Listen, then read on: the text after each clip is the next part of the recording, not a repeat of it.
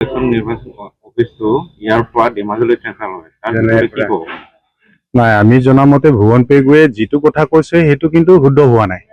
কিয় কৈ আছো যে ইলেকশ্যন অফিচটো যে ধেমাজিলৈ লৈ গৈছে, লৈ যোৱাৰ সেইটোতো কমেও 3 মাহ 6 মাহ এই প্ৰচেছটোত লাগে। তেনেহ'লে সি কৈ আছে যে সেইটো ইলেকশ্যন কমিশ্যন বেলেগ এটা ডিপাৰ্টমেণ্ট, তাৰ পৰা সি আঁতৰি বা সেইটো সি ডাইভাৰ্ট কৰিব বিচাৰিছে।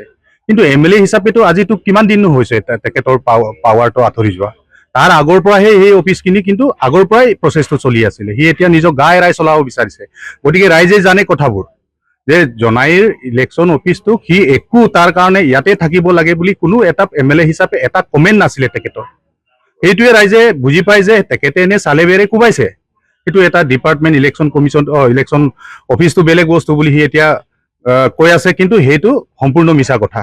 তাৰ কাৰণে আমি জনজাগৰণ অসম পালৰ পৰা ৰাইজে এতিয়াও তেখেতকে জগৰীয়া কৰি আছে। তেখেতে কিন্তু নিজে গা এৰাই চলিব বিচাৰিছে বা চালে বেৰে কোবাই নিজক অন্ততঃ নিৰ্দোষী বুলি ক'ব বিচাৰিছে। গতিকে তেখেতে নিজে টকাৰ সময়তে তেখেতে একো প্ৰচেছ নকৰিলে। সেইটোৱে আমি দিছো বুলি কওঁ।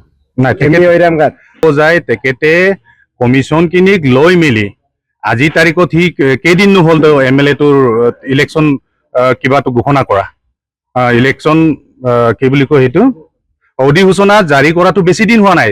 সেইটোতো সেই কামটোতো তেখেতৰ অধিসূচনা জাৰি নকৰাৰ আগতেই কামখিনি কমপ্লিট কৰা হৈছিলে। তেনে সি এতিয়া আকৌ তাৰ পৰাও সি নিজক নিৰ্দোষী বুলি নিজক তাৰ পৰাও নিজে তাৰ জগৰীয়া নহয় বুলি সি ক'ব গৈ আছে। তেনেহ'লে এই কথাটোতো সি সম্পূৰ্ণ মিছা কথা কৈছে। তেখেতে থকাৰ সময়তে সেই কামখিনি সম্পূৰ্ণ হ'ল। গতিকে ভুৱন পেগুৱে ঠিকাদাৰৰ পৰা কমিশ্যন লৈ সেই কামখিনিক কিন্তু বেয়াকে কৰি থৈছে, আৰু এইটো এটা কথা কি দুৰ্নীতি কৰিছে সি। আৰু আমি জনামতেতো তেখেতৰতো এনেকুৱা কমিশ্যন লোৱাটো বহুত উদাহৰণ আছে।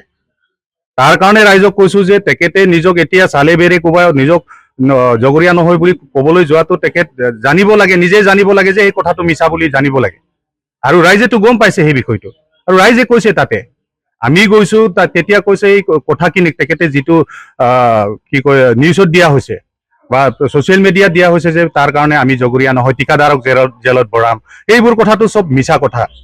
এইটো কাৰণে ৰাইজে এতিয়া ইলেকশ্যন আহিছে, তেখেতে ভোটটো পাবৰ কাৰণে নিজক দুখখিনিক লুকুৱাই থৈ ৰাইজৰ ওচৰত মিছা অভিযোগ দাখিল কৰিছে। তাৰ কাৰণে আমি ভাবিছো যে তেখেতেই জগৰীয়া হয় আৰু ৰাইজে তেখেতক এইবাৰ বিদায় দিব লাগে।